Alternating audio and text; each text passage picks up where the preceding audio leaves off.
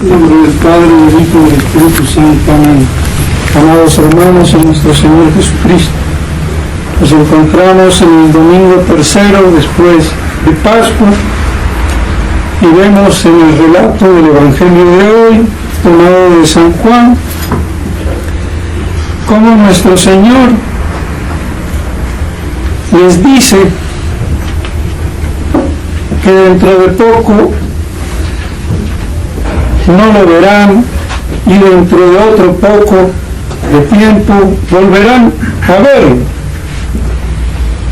Y los apóstoles querían preguntarle, no entendían, como lo dice clara y expresamente el Evangelio. Y nuestro Señor, en vez de explicarlo, les da el anuncio de la mujer que da luz, se entristece en esa hora de dolor, de parto, pero después se alegra por traer un hombre al mundo.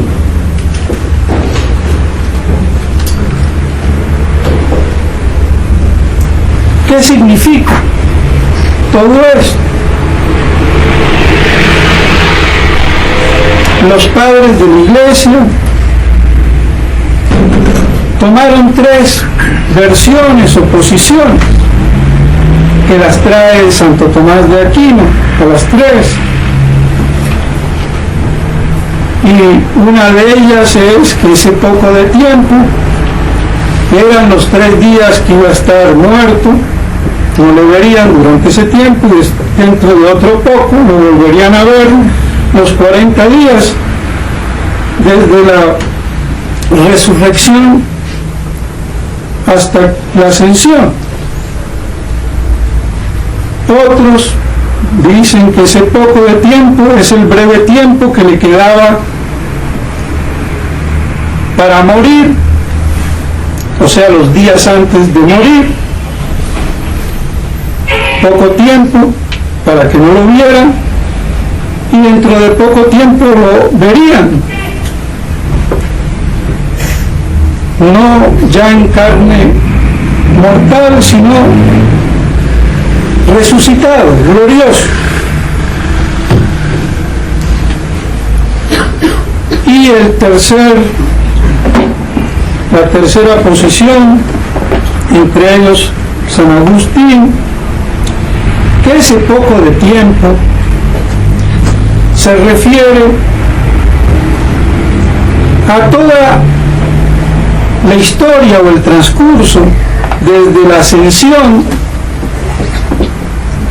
hasta la parucía, ese tiempo que no le veríamos, toda la historia de la Iglesia después de la muerte de nuestro Señor, su resurrección, hasta la parucía. Y que el otro poco de tiempo lo volveríamos a ver justamente en el día de su parucía. Y viéndolo bien,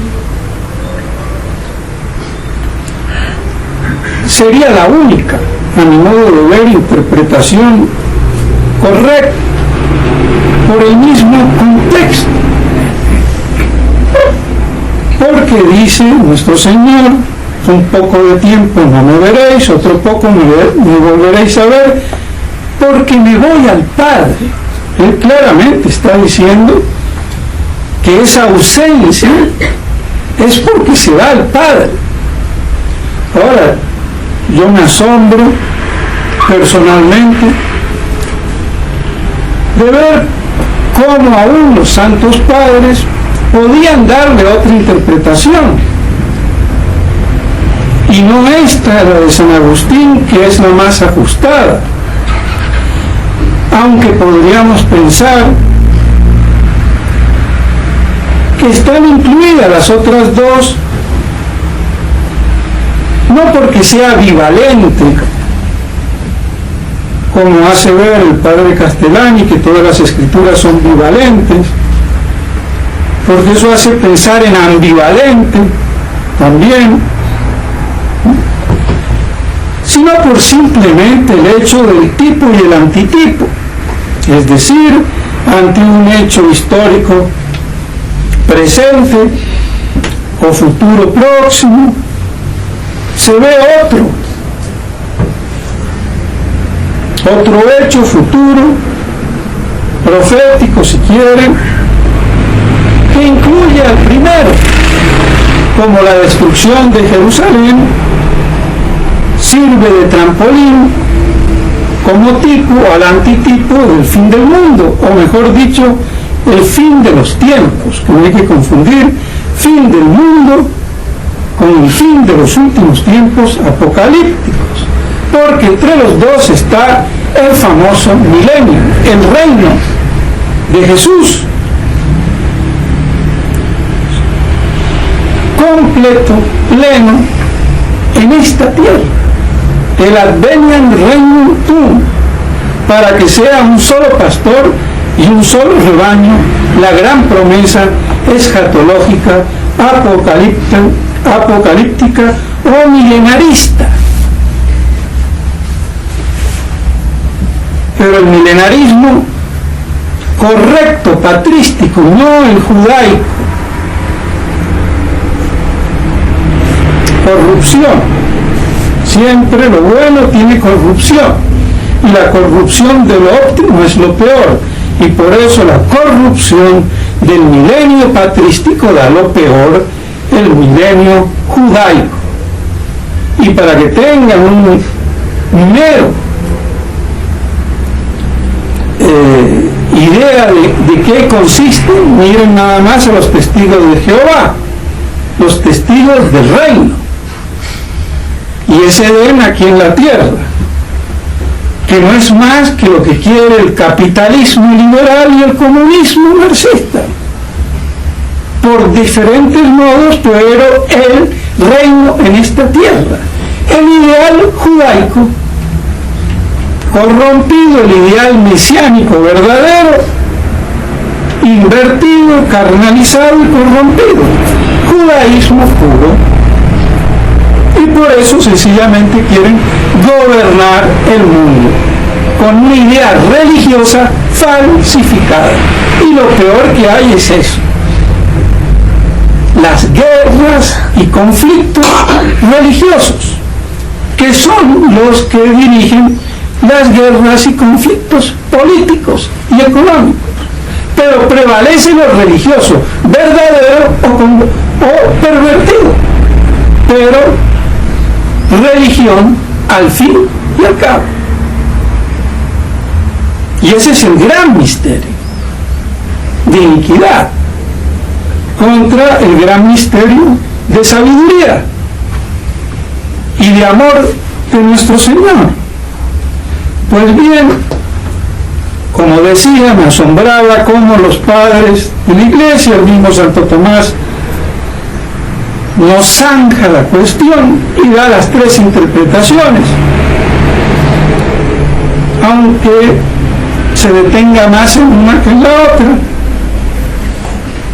Y si lo vemos bien hoy, no hay otra, porque nuestro Señor lo dice: me voy al Padre. Y habla de poco tiempo, porque ¿qué son 1000 años? Es como un día. ¿Qué es toda la historia ante la eternidad después? Nada. El tiempo es nada ante la eternidad. Y por eso en las Escrituras se puede hablar de poco tiempo, aunque pasen miles de años. Y por eso se dice que 1000 años son como un día.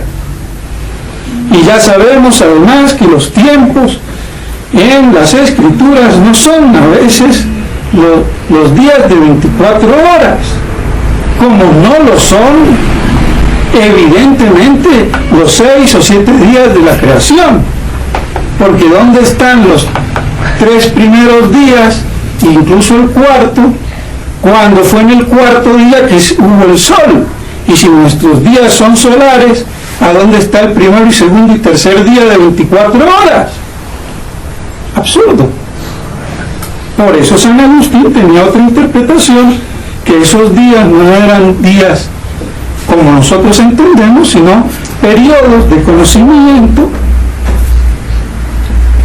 mediante los cuales los ángeles conocían los misterios que Dios iba revelando en el conocimiento vespertino y matutino, pero no voy yo ahora a alargarme explicando eso. Y por eso decía que la creación se hizo en un solo instante y todo lo demás fue apareciendo y fue creado en sus razones seminales, muchas cosas y otras actualmente. Razones seminales como la semilla. Tengo un árbol en potencia en una semilla que cuando el día que la siembre da el árbol, antes no. Pero bueno, y lo mismo con los 3 años y medio. No es necesario 3 años, que sean 3 años y medio calendario. Puede ser un periodo de tiempo que no culmina, que no cuaja, y por eso 3 años y medio, cuya plenitud sería 7, no llega, porque el reino del anticristo es un tiempo de glorificación del mal y de la iniquidad, de opresión casi total de la iglesia y de los santos, pero que no cuaja, que no llega a la plenitud, porque es un falso reino, el falso reino del anticristo religioso y de la pseudoiglesia. Pseudoiglesia que es la nueva iglesia postconciliar, no les quepa ninguna duda, mis estimados hermanos. Y recto al que sea de los teólogos del mundo entero que quieran contradecirlo teológica, escriturística o históricamente, para mostrarles su supina ignorancia. Porque hay cosas que pudieran no estar claras, pero cuando se dan, ya es el colmo no verlas. Y eso es lo que pasa y acontece con las profecías. Y ese es el tiempo, el kairos, ni más allá ni más acá. Y hay signos históricos que así lo puntualizan. Y lo que nos puntualiza de una manera inequívoca, contundente y apocalíptica de que estamos en los últimos tiempos apocalípticos, aunque no sepamos el día y la hora, es que en el año 48, después de la Segunda Guerra Mundial y como fruto de ella, el fin de la diáspora. Y ese hecho es irrefutable. Y súmenle todo lo que habrá dicho antes, 40 años antes, por lo menos San Pío X, lo que dijo también Pío XII. Y hablo ya de año 42, año 47, año 50 y algo, donde por lo menos en esas 3 ocasiones habló y dijo que el mundo está expectante, ven Señor Jesús, y que a la iglesia la pusieron en la tumba o en las catacumbas. Y todavía no habíamos tenido el Concilio Vaticano II, proclamación urbi et orbi de la nueva religión antropoteísta.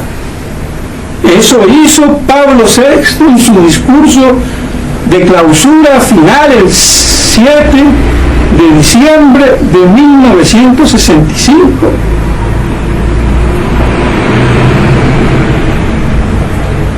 Esa es la lectura correcta. Está. Otra cosa es que pasen desapercibidas y que se quieran ignorar. y que se ignoren, pues bueno, no habría problema. Que se las impugne. Eso es lo peor, porque la ignorancia se combate. ¿Cómo? Aprendiendo con humildad, sabiendo,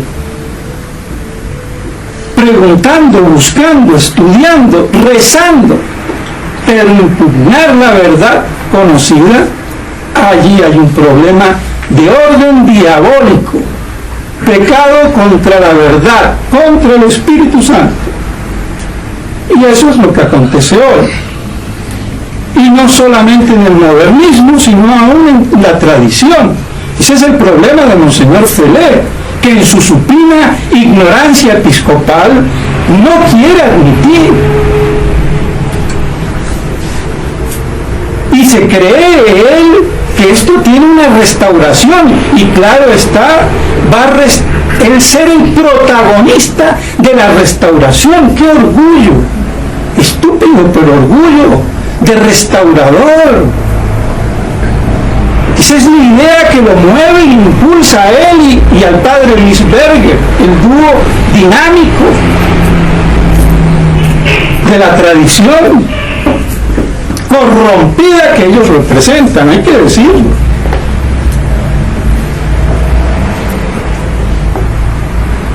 ¿Restaurar qué?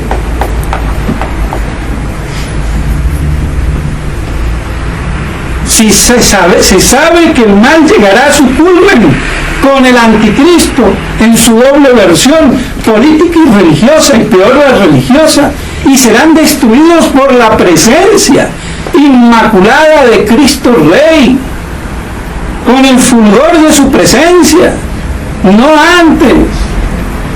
¿Qué va a restaurar él? Es grave, mis estimados hermanos, y hay un orgullo tremendo. Y él se cree el protagonista principal del lado derecho o izquierdo, como quieran llamarle, ante el otro lado de la Roma modernista. Ese es el espíritu que le anima. ¿Y por qué? Porque no tiene idea del momento histórico y niega las profecías, niega el Apocalipsis, lo combate, lo prohíbe. Eso fue lo que lo hizo abrir los ojos al Padre Grosso en la Argentina, porque vio que se perseguía todo lo que hablara de parucía, de segunda venida, contraviniendo las Escrituras. Y gracias a Dios él tenía conocimiento a través del padre Castellani, y eso lo salvó.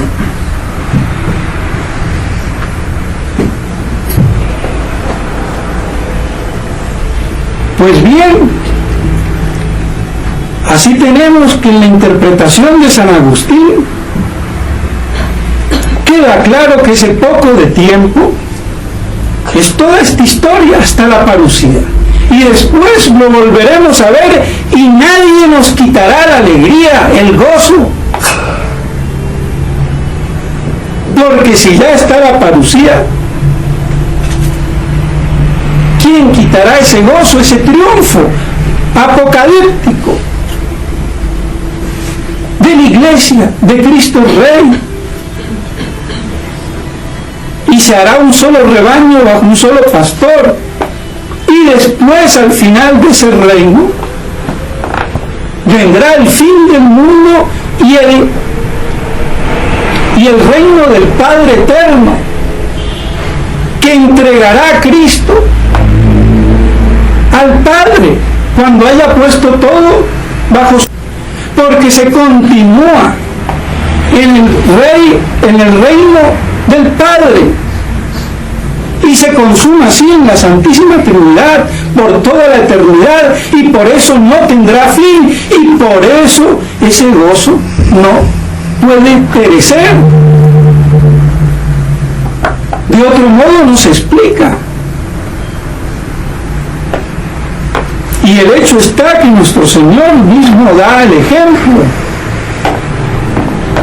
de la mujer, de los dolores de parto, porque la historia de la iglesia es un dolor permanente de parto que llega a su culmen justo antes de la parucía, y la tristeza, el dolor, la agonía, la congoja que hay, el sufrimiento que purifica la iglesia.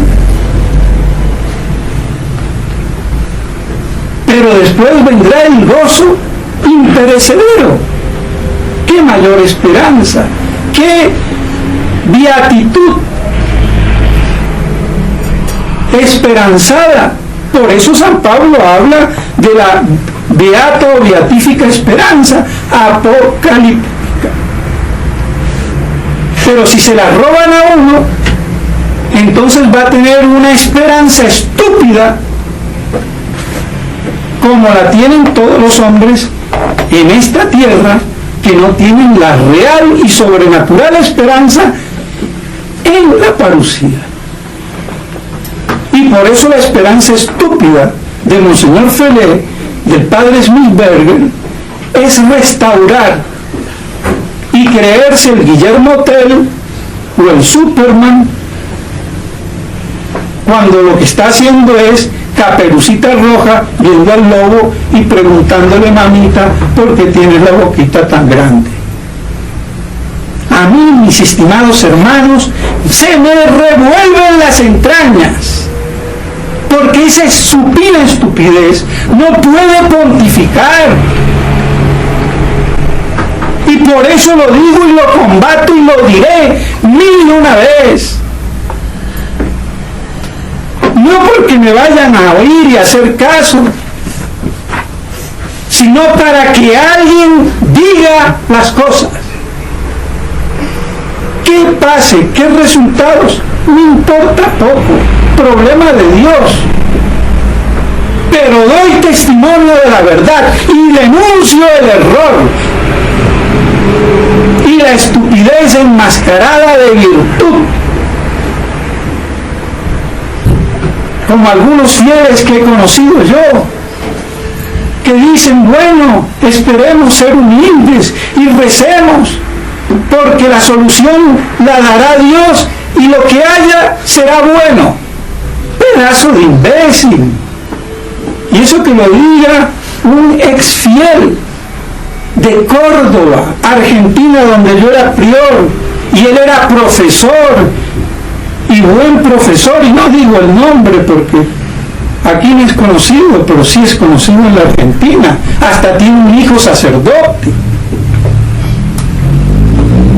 Así que lo que salga va a estar bien, porque hemos rezado, y Dios va a apoyar con su gracia todo ello. ¿En qué tiempo vivimos? ¿Dónde estamos? Si fuera así, no habría anticristo nunca. No habría mal nunca.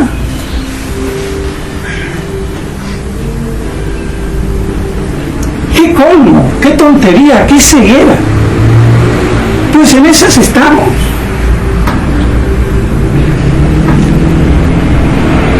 Claro que conmigo se ganaron la lotería, porque no hay peor cuña que la del mismo palo. Y no me pienso callar. Y una cuña bien dura. Pero así son las cosas.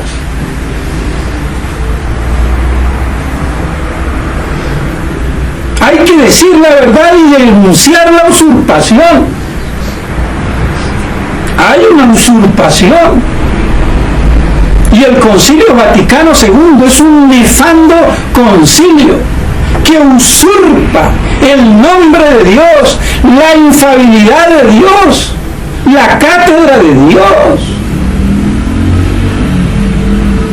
para que reine el anticristo y Roma pierda la fe y sea la sede del anticristo. ¿Lo dice o no lo dice? ¿O lo dijo Nuestra Señora en Nazaret? ¿Y qué vemos? ¿No lo vemos? ¿O nos queremos seguir chupando el dedo? Ah, no.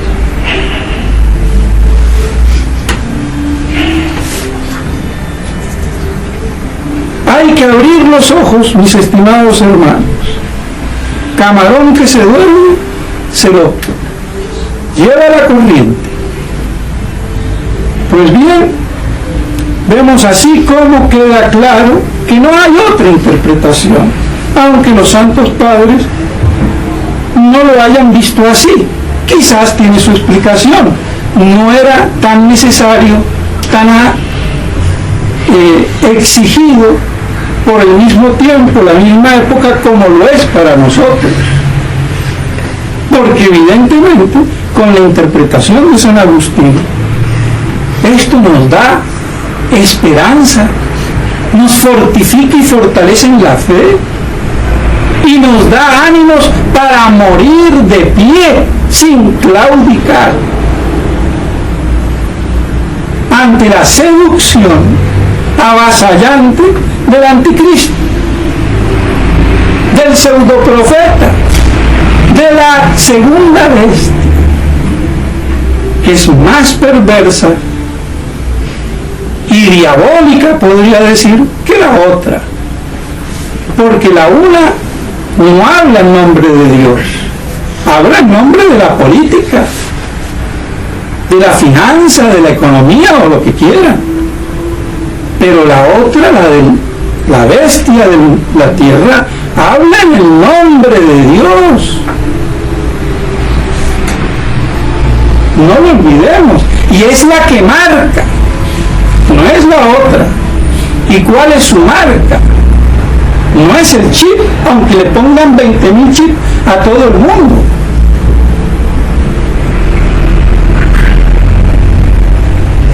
Sino los pensamientos y las obras. ¿Y cuáles son? El modernismo, la nueva religión. Pensar que yo me salvo en cualquier religión. Que la religión católica es viva la pepa. Lo que hacen estos obispos imbéciles modernistas, que dicen cualquier estupidez. Aunque sean algunos teólogos como Monseñor Ocaris, o como Monseñor Brooks, que quiere hacer imponer el Vaticano, aunque no dogmático, infalible, pero sí respetable como auténtico, cuando Monseñor Lefebvre dice claramente que vale un concilio que no ha querido definir nada, no vale nada, doctrinalmente no vale nada, y tengo ahí el cassette. Y si un concilio doctrinalmente no vale nada, ¿qué es? Nada. Como dice Monseñor Lefebvre, una gran predicación, pero una predicación vale lo que vale. Es decir, no está garantizada por la infalibilidad de Dios y está sujeta a error. Y además que es teológicamente insostenible un concilio ecuménico no infalible. O es ecuménico y es infalible, o no es nada. Será una gran reunión solemne, pero que pretende utilizar el nombre de Dios, y entonces ahí hay una usurpación, ni más ni menos. Usurpan el nombre de Dios para introducir sus herejías. Y eso es la calificación teológica del Vaticano II. No hay más. Blanco, blanco, negro, negro, pan, pan, vino, vino, sí, sí, no, no. Todo lo demás viene de Satanás. Y el humo de Satanás entró en la iglesia y pontifica hoy en la iglesia. Pues bien, mis estimados hermanos, así vemos cómo en la interpretación de San Agustín vemos colmada nuestra esperanza, y el mismo nuestro Señor nos dice que serán dolores de parto, pero después la alegría será tremenda, infinita imperecedera.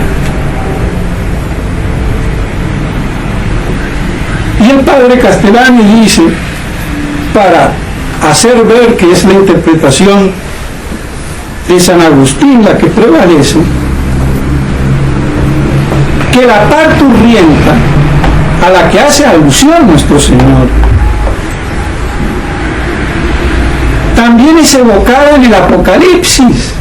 El dragón, o sea, Satanás, el calumniador, el acusador, que eso quiere decir Satanás, del hebreo, o diablo del griego, acusador, calumniador, que persigue a la mujer parturienta, que tiene que ir al desierto,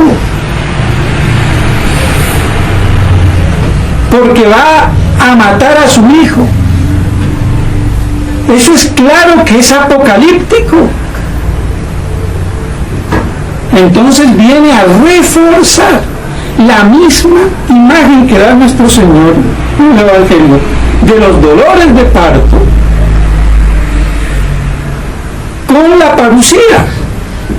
Y así vemos cómo se completa, se redondea y se vuelve inteligible, comprensible, luminoso el Evangelio de hoy, eminentemente apocalíptico, escatológico. Y lo repito y repetiré, para que penetre en las cabezas de los pocos fieles que tendrán que tener esa esperanza escatológica, apocalíptica, esperando al Rey de Reyes y al Señor de Señores, y no otra restauración estúpida, humana, mundana, por las fuerzas del hombre. Eso se llama progresismo. Y en ese sentido, Monseñor Feller y el padre Schwittberger son progresistas, les guste o no les guste.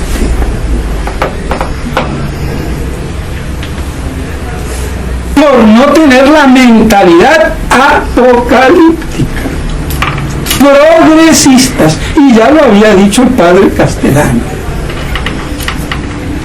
Los fieles se dividirán en dos: los que crean en el Apocalipsis, la parucía, el milenio, y los que no crean. Y eso dividirá las aguas. Y fíjense que no tanto la misa, aunque la misa es importantísimo, pero no tenemos al buen pastor que dice la misa tridentina. ¿Pero qué? ¿Qué hacen? Están en comunión plena con la herejía de Benedicto XVI y del Vaticano II, les guste o no les guste. Y les gusta hablar de jurisdicción en el error. Más jurisdicción tengo yo, que me da de pleno derecho la Iglesia y el derecho canónico, aunque no sea una jurisdicción habitual y sea actual, pero es legítima, no la de ellos usurpada. Y eso que les vaya cayendo cuando hablan algunos que qué jurisdicción tiene el padre Basilio. La misma jurisdicción que tuve siempre desde que soy sacerdote y que fui ordenado por Monseñor Lefebvre.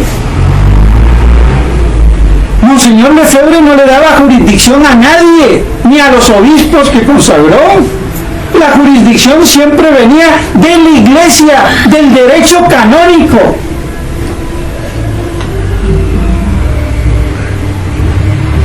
¿Y qué jurisdicción tienen ahora los del Buen Pastor, que eran casi todos de la fraternidad? Entonces estuvieron 10 o 20 años, como el padre Laguerí, el padre Navas, o ahora el padre Camachito, medio enfermo, pobrecito, pero que tiene lengua viperina, lamentablemente, y poca teología, y pontifica. ¿Qué jurisdicción tenían? Entonces no tuvieron jurisdicción. Si ahora dicen que la tienen, Pues sépanlo, mi jurisdicción es genuina.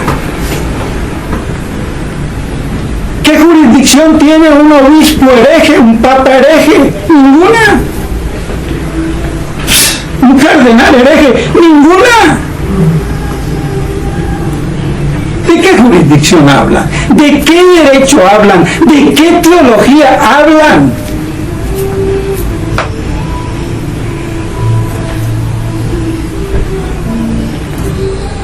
No saben en dónde están parados. Y el problema nunca se resuelve en última instancia en el orden jurídico del derecho que está para la teología. Es en el orden teológico, doctrinal. Porque el derecho canónico no hace más que poner en leyes alguna de las cosas, no todo, de la teología, para el orden práctico, para el orden de gobierno. Pero no es eso lo que prima.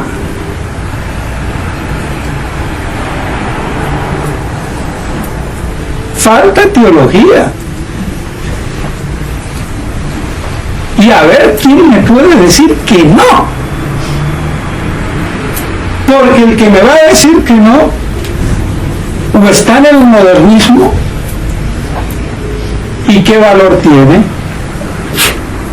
O los que medio están, que fueron tradicionalistas y ahora se dan la mano de plena comunión con el modernismo.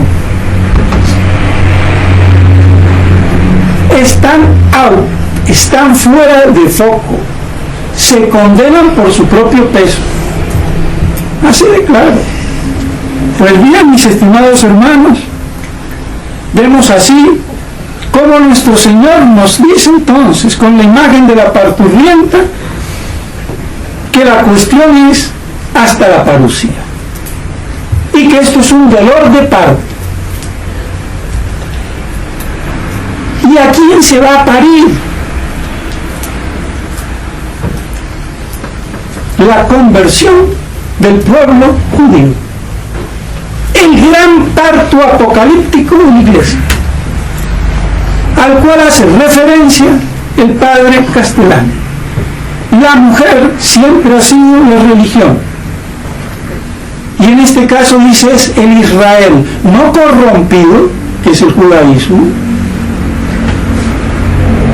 gnóstico cabalista,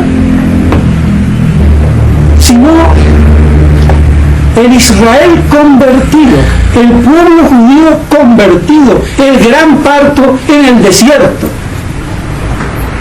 por la iglesia, el Israel de Dios, para que se realicen las profecías. Esto haría convertir a cualquier judío de hoy con buena voluntad.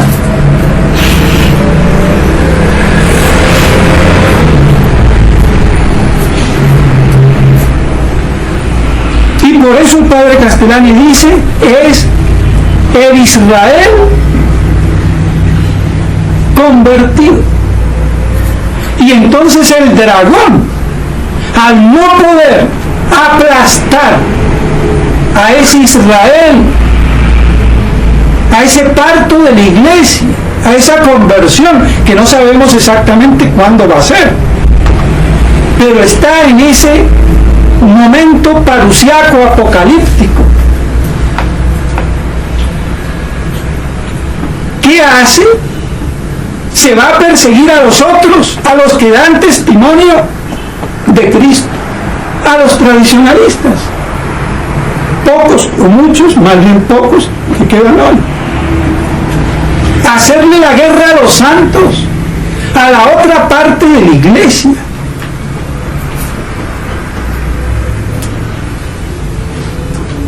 A la iglesia perseguida, el pequeño rebaño.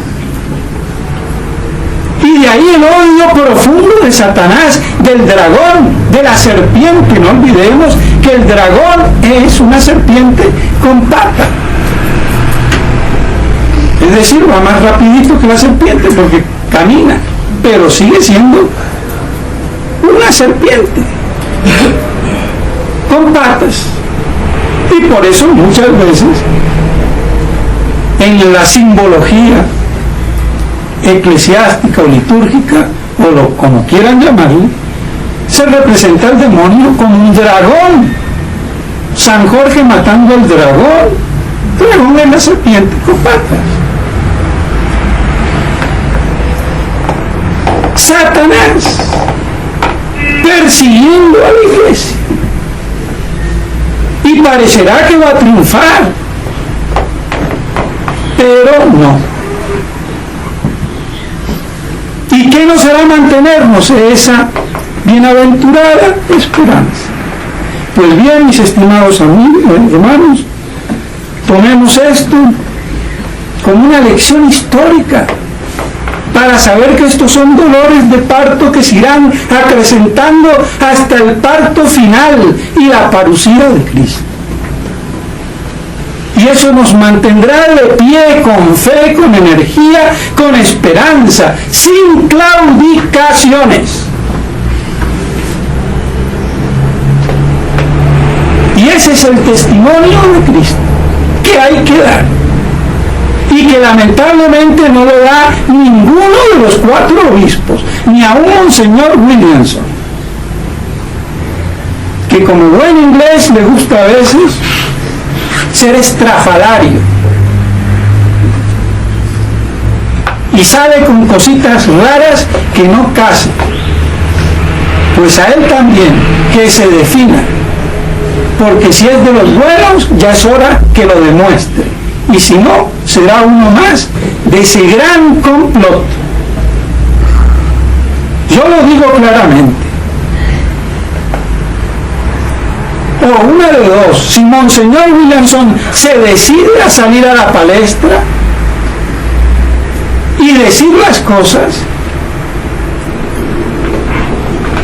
o forma parte de este juego de Rosacruz, que no en vano tiene en su escudo episcopal la Rosa Cruz. Yo mismo le pregunté un día: ¿por qué, Monseñor, tiene usted una cruz y una rosa? ¡Qué bonito! Una rosa con una cruz. ¿Qué tal si ustedes me ven con una Miss Universo 90, 60, 90, despampanante? ¡Padre! ¿Y qué hace con esta mujer? ¡Qué bonito! Una chica. Ridículo, como él mismo a veces decía. Ridículo, Monseñor.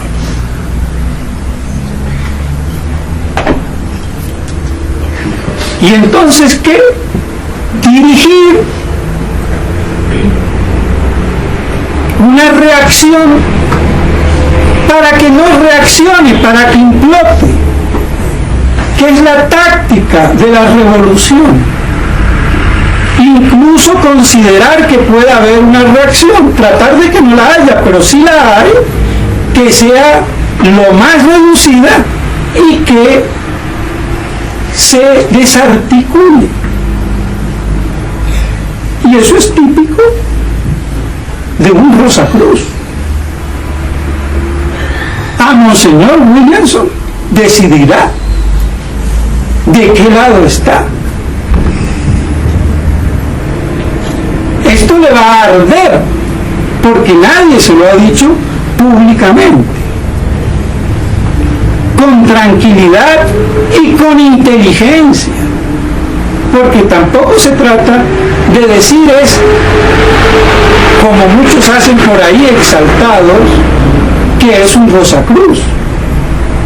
Yo no lo afirmo ni lo niego, no rechazo la posibilidad, tengo mis serias dudas, y por eso pongo las cartas sobre la mesa, al pan pan y al vino vino. La historia dirá. Pues bien, mis estimados hermanos, así tenemos entonces ese poco de tiempo, toda esta historia hasta la parucía, y el otro poco la parusía misma. Porque también será un poco de tiempo. El reino de Cristo, aunque dure 1000 años, calendarios o 1000 años indefinidos, es poco tiempo comparado al reino de toda la eternidad beatífica en el seno del Padre eterno. Pidámosle a la Santísima Virgen María que nos ayude a pasar estos dolores de parto y que nos mantengamos de pie en la cruz, en esta crucifixión, sabiendo que nuestra esperanza será colmada y no tendrá fin nuestra dicha. En nombre del Padre, del Hijo y del Espíritu Santo.